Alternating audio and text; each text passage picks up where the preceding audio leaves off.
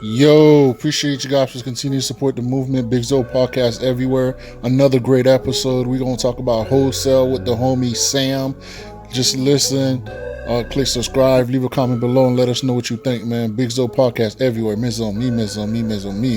Yo, Miss on me, Miss Wow. on me, Miss on me. Welcome to the Big Zoe podcast. I go by the name of Berto. Hey man, it's your boy Beast on the beat. Hey man, What's going on? It's your boy Sam. Oh, we got a special guest, my Sam. bad. Now you good, man. What's good, Yeah. Sam? What's going on? It's your boy Sam Butter, man. It's an honor to be here. Definitely appreciate y'all bringing me on. Everything is good, man. What's going on? What's going on? Nothing, man. Chilling, man. We trying to be like you, man. You Yes, you sir. you you Yes, you sir. you're 2020, 2021 on Daddy of the Year. Sam said Appreciate Sam that. said that he got two in counting. I said, what in counting mean? He said, I got two in counting, and we got more coming through. I was like, Hey, okay. I want them all.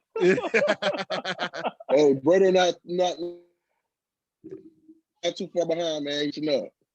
Okay, let's get it. I like it. Okay, let's go. Hey man, so today podcast, well, we're gonna be chopping it up with the homie Sam. We're gonna talk about wholesale slash little real estate in there. So Sam, man, tell the people a little bit about yourself, man. Okay, so currently, as far as this year, this podcast, I'm 32 years young. Been married going on about 6 years this May with my college sweetheart, Daphne. Most of y'all know. We got Zoe. two. Yeah, she's Zoe. Hey, I've been around y'all so long. I'm Zoe too. I'm just Yes, Haitian. sir. Yes, sir. Yeah, so got two beautiful daughters, Desiree and Destiny. They lovely. Desiree just turned 5 years old. Destiny is gonna be 3 years old in May as well.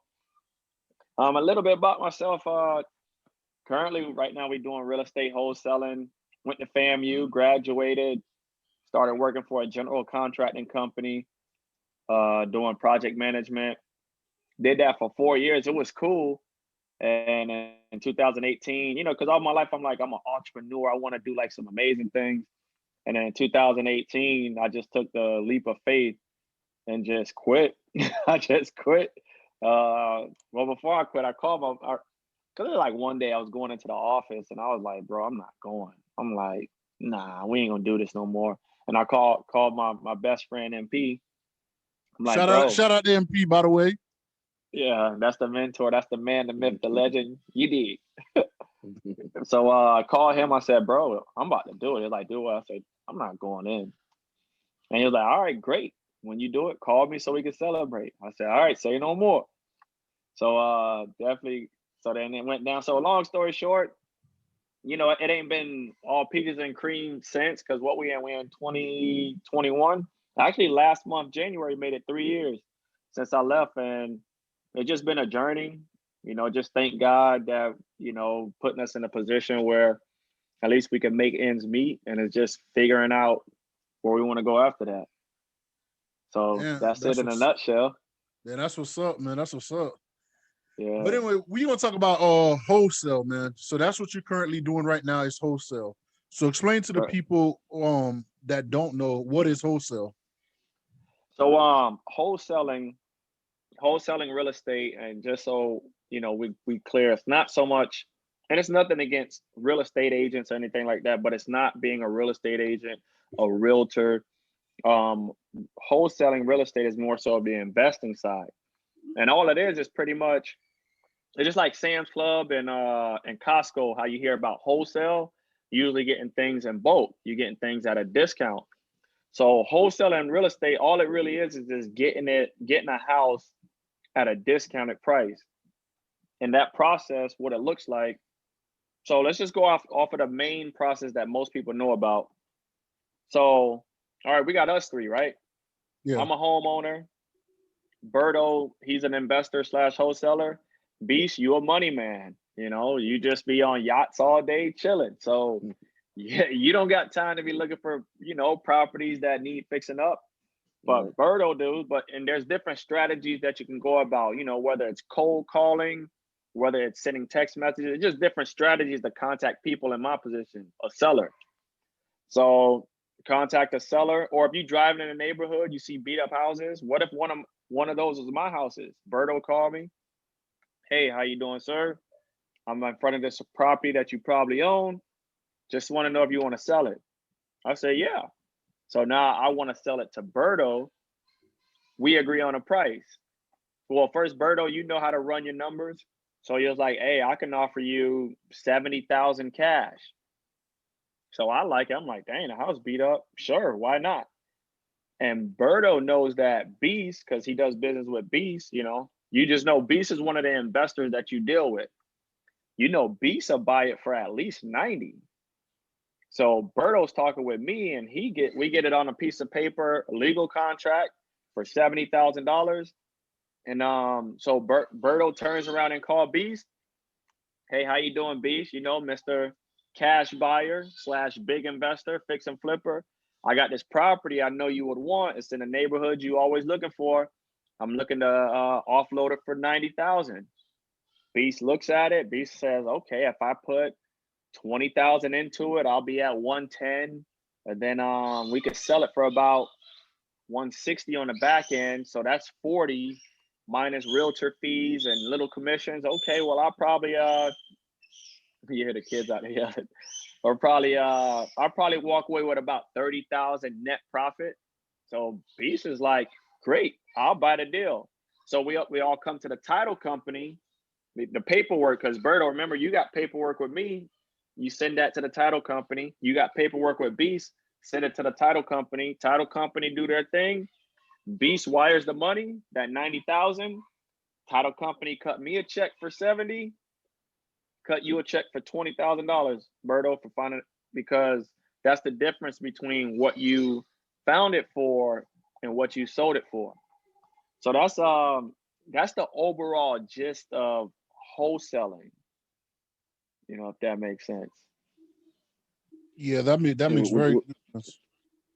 With what you're saying, if I'm understanding correctly, it seems like it's a game of network. That's a good question. Because Berto basically has to know you and me. Berto's basically the middleman. You know what I'm saying? So it's like you have to open up your network and start networking to even start wholesaling. So you don't too much have to start networking. So what I like to call, I'm glad you brought that up about middleman. Yes, I like to tell people, look, you a glorified middleman. Like, this ain't no drug business where you the middleman, but over here you could be a great middleman. So overall, Berto doesn't have to know you yet, Beast. He just in a neighborhood, or there's different ways of finding these houses. Like, because if we went into all the different strategies, we'll be here all day. Well, overall, he just happened to find this seller right here.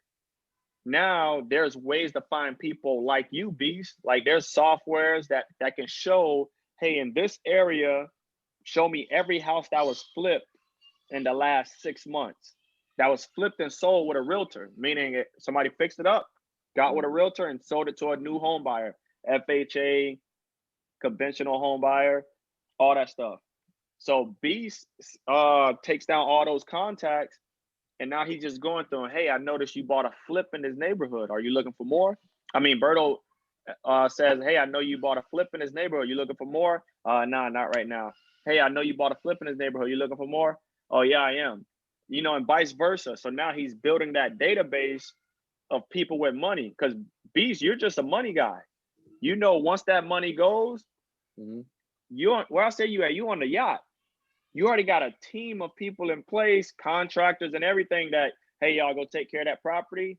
And when y'all done, then you're going to turn it over to your realtor. She going to sell it. And guess what? You made money. Your money made money. You see what I mean? You probably got money in a 401k. You probably can get private money from banks. So he doesn't already have to network, but networking later on, yeah, you could build that database, but it's really not that hard, because it comes down to the money. Beast, you just focus on, look, I look at the numbers and my money gonna work. Now, you don't care that Berto is making that 20,000 split. Why? Because he's gonna always call you up first. Because he's like, yo, my guy over here, he buys. So he has no problem bringing properties to you. So yeah, that makes sense. So I get it. So because that was my question I was going to ask, but you already answered the question. Well, I'm like, how do you find guys like Beast? But you said there's like a software where you could go look at different properties around the area to see who purchased the property to flip it, and you could always like find someone with the money. I think right. so. I understand what you're saying. So basically, your job is it's just like a coach. A GM job is to go find the coach, the talent. Like your job is to find the property, to find the talent, the investment. You know what I'm saying? The asset Right. for the money guy. And once you find it, you just work a deal out with him, and he's the one that brings the money to the table and close.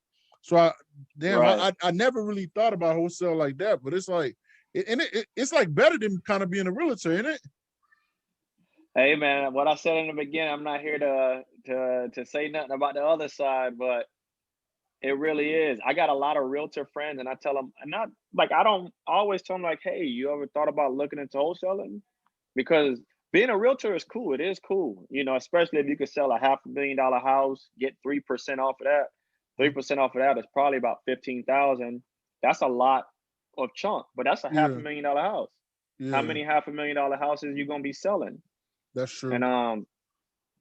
yeah, as far as softwares, there's different things like Zillow. You can go to Zillow right now and look in the neighborhood that you found my house in and show me every house that's active for sale right now.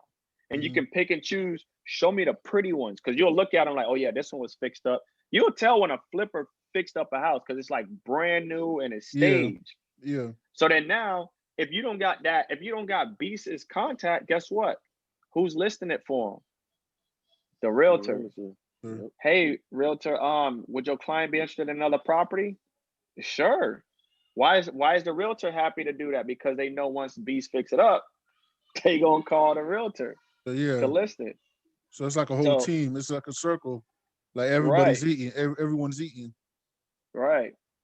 And yeah, that's like I enjoy I probably not probably like more than likely like I wouldn't personally see myself being a realtor because and just like speaking of it's funny, he'll probably keep wring my neck how many times I keep saying his name. But just like my boy MP, Yeah, he's a realtor. yeah. Since day one that he got his license, Mm-hmm. he told me he was like he got the license, but he can care less to show properties. He don't want nobody calling him saying list my property. That's not why he got it for. He got it so he can have that software that realtors have, so he Mm-hmm. could be able to find like people in beast position or be able to show comparables like how much the property can be worth. That's the only reason why he got that license. Other than that, you ask him right now. He matter of fact, I think he only sold one house. And why? Because it was somebody he personally knew, and they were like, "Hey, can you sell my house?" He sold one house since having his license in like 2015 or 2014. Oh wow. Yeah, So speaking of wholesale, I know realtor. People know the requirements. For realtor, you got to go take a class. Then at the end, you take your certified test. So what's the requirement for someone that wants to be in your position? Like, do they got to go to school? Do they got to get certified? Like, pretty much, what do they have to do? I like that, man. Pretty much, it's funny when when I used to be in network marketing, the dude that used to do the events, he says, "Go talk to anybody who can fog up a mirror." So what's the requirements? As long as you can fog up a mirror, meaning if I put a mirror in front of you, you can breathe on it. Breathe. Yeah. Yeah. So basically, if you can breathe and you living, that's the qualifications, you know. Like there's no license, there's no, hey, you need to know this or pass a test. None of that. It's like you can literally just wake up tomorrow and say, hey, I want to do this. Which is also too, I know before we got kicked off, and I was gonna tell y'all, hey, by the end of the day, when I do this podcast, I would hope that both of y'all, because I'm gonna be very informative, that both of y'all really look into this. You know, I don't I don't too much push it anymore. Like when I was first learning about it, like 'cause I'm pretty much like a solid year in. I'm a solid year in, but I've always knew about it because MP did it. And since he was my boy, I would go around looking for properties for him, but I really didn't understand it. But now that I do, I was like, oh, snap. And I would always push it. But nowadays, I would be nonchalant about it, like, yo, it's something good. You should look into it. But I would keep repeating that, because it's like, I'm big on under promise, over deliver. Like, I don't want to be like, hey, you need to do it. This is end all be all. And then you do it and you feel discouraged. And then it's like, bro, why you told me to do that? Versus I'm going to just be like, hey, man, you might want to look into it.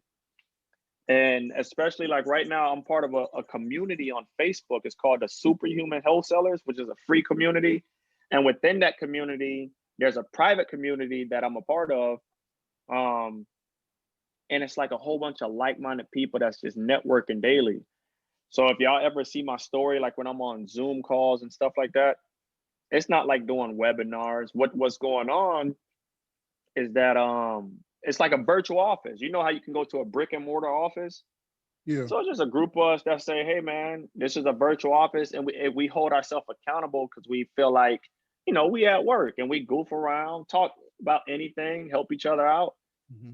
But and just keeping each other inspired. But overall, like I'm seeing some amazing people, man, from all walks of life, young, old, college dropouts, high school dropouts, convicts, that's like really killing this.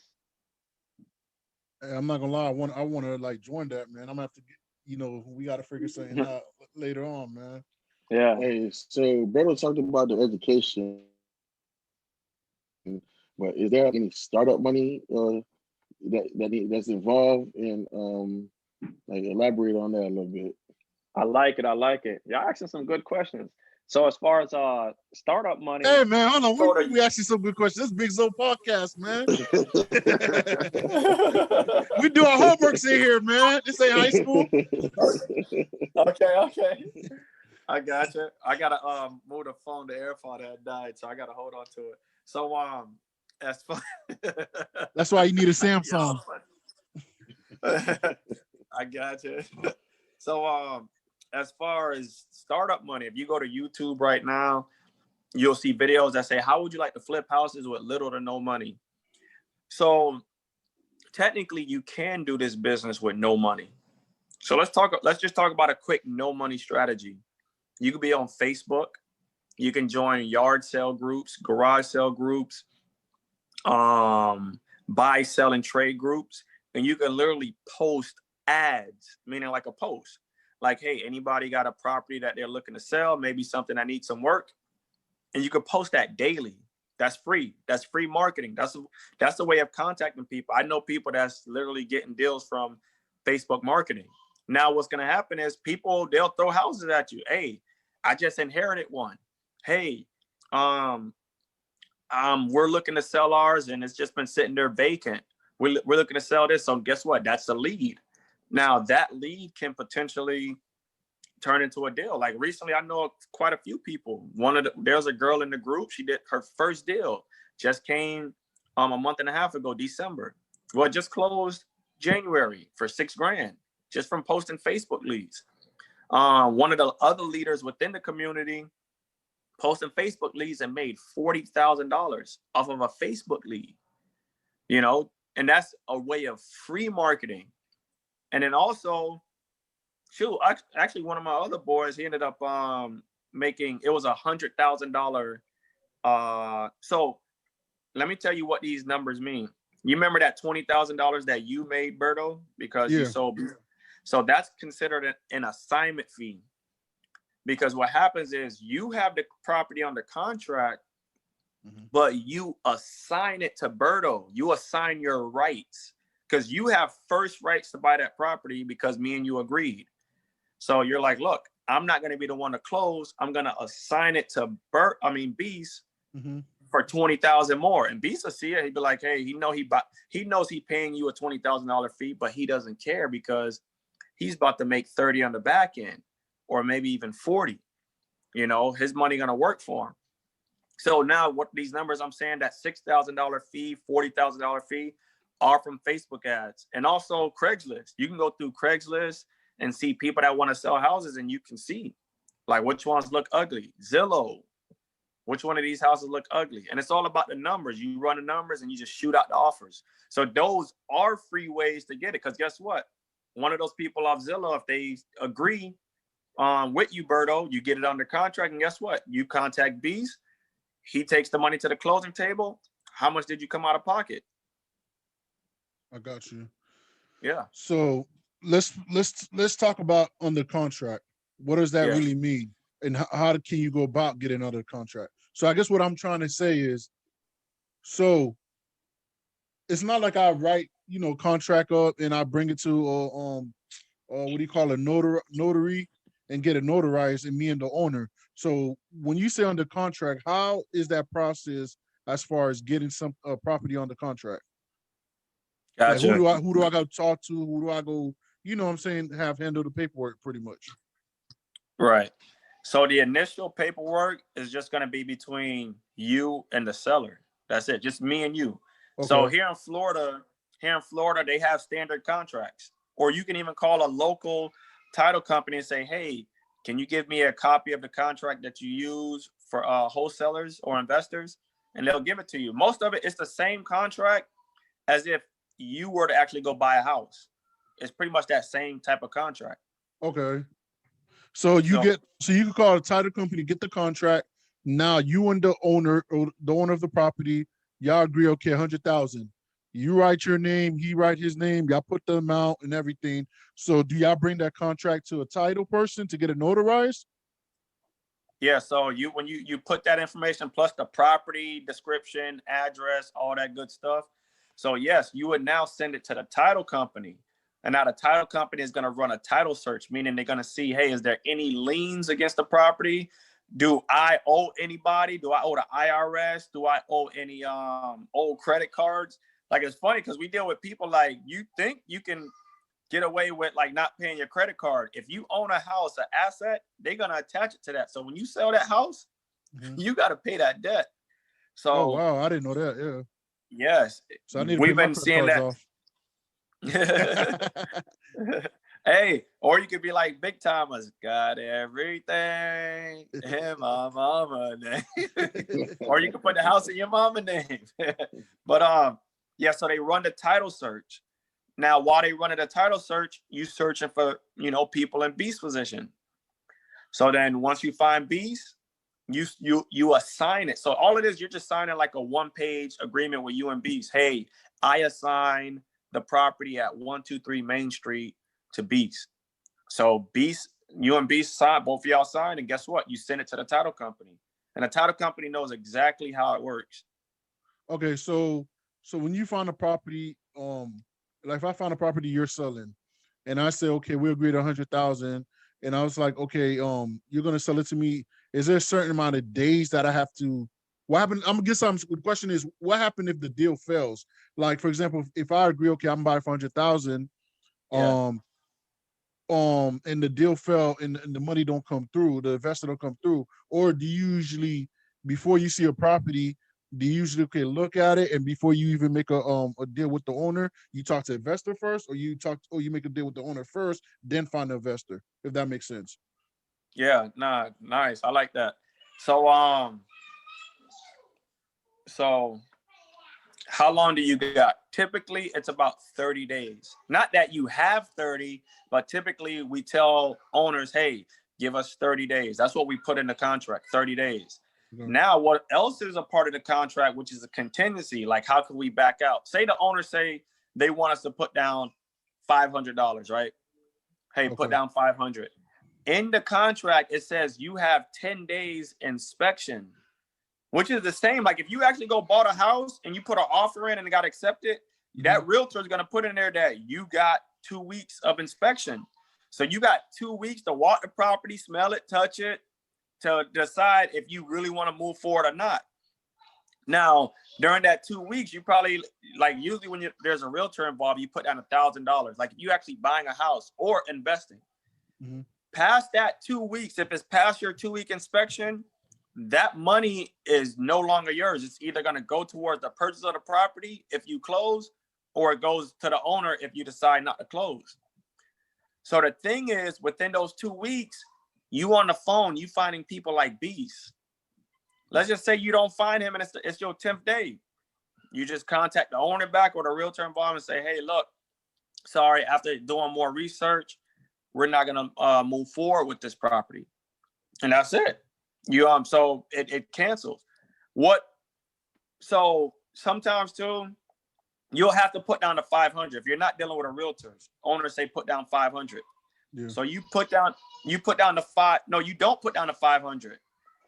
You now go find people like Beast. Beast says he wants to do it. You're gonna have Beast put down something like 2,000, non-refundable, because Beast is gonna walk it first, see it, and be like, "Yeah, we want this." He's gonna sign because he's serious. Those people in Beast position are serious. Yeah. So when they say they want it, they're gonna put down 2,000 because they know they're gonna keep it. And if Beast backs out, it's non-refundable. You technically gonna get at least 1,500 because 5 of it gonna go towards the owner. Okay. Yeah. So also too, there was another part of the question you asked as far as time. I forgot one of the other ones you had asked, because you talked about timeline and canceling, or what's your safety net. But that's 30. Typically we say 30 days. You can say whatever. You can say, hey, 45. Okay. You can say, yes, whatever you want to agree on. Okay, so basically, you contact Roberto. Basically, got to contact with the owner first instead of the investor. Yeah. Oh, that was the other one. Yeah, I'm glad you brought that up. So it's 2 ways to go about it. If you wanted to get started in this business, you can build a database of people in Beast position, like big investors. Like, hey, I want to find like 10 solid people that I know are serious about investing.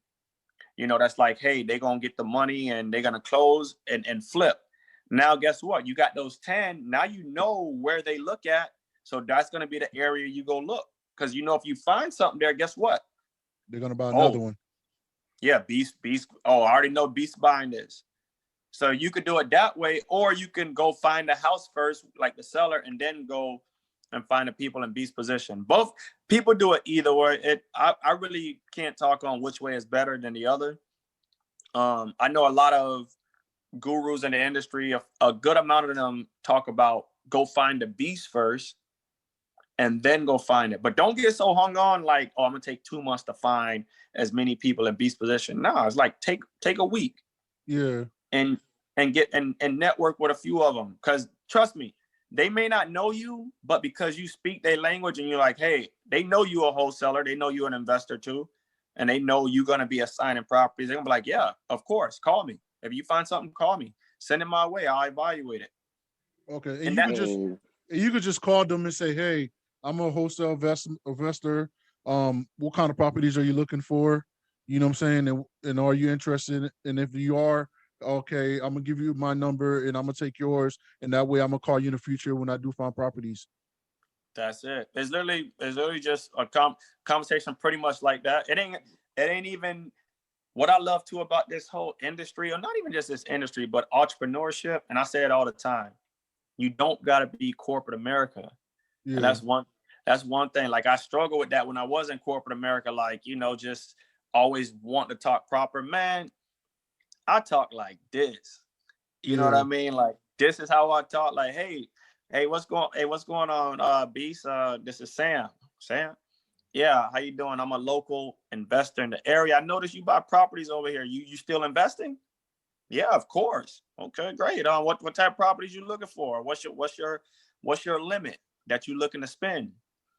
Oh, we open anything. We can buy whatever as long as the numbers work. That's usually most of them their response. Okay, how quick can you close? We can close in 2 weeks as long as the title is done. The title work is clear. Great. Look, I'm gonna keep your number. Send me your email. Whatever we come across, I'll send it your way. Okay, and that's it. Yeah, so I got a question. Go ahead. If I'm a young person, you know what I'm saying, trying to get into wholesaling, since there's no formal way of education, like who are some gurus or avenues that you go to learn or educate yourself? Gotcha. Good question. So first off, I'm going straight YouTube University.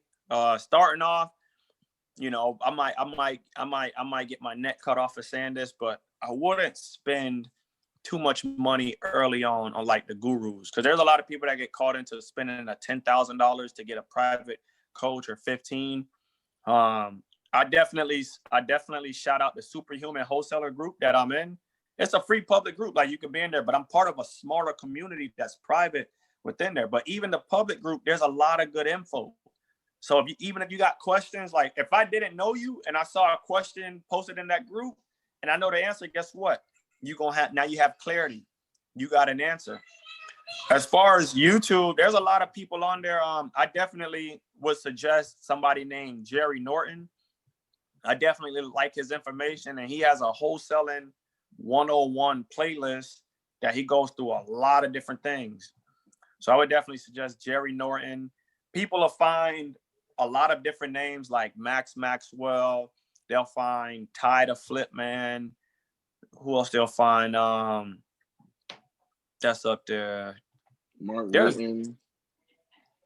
I don't know him too much, but there's a lot. There's a lot, but those are like some of the popular ones. But if I had to vote anyone number one, I definitely Jerry Norton. And as far as if I had to vote like an underground person, not even underground, but he's not like big like that, it'd be Ed Hayes. Ed Hayes. If you type it in Ed Hayes, real estate investor, he'll pop up. Young cat. And as far as I do remember one of your questions too earlier, Berto. You talked about, do you see the property first before you get it under contract? So this is gonna sound contradicting. Yes and no. You can go about it both ways.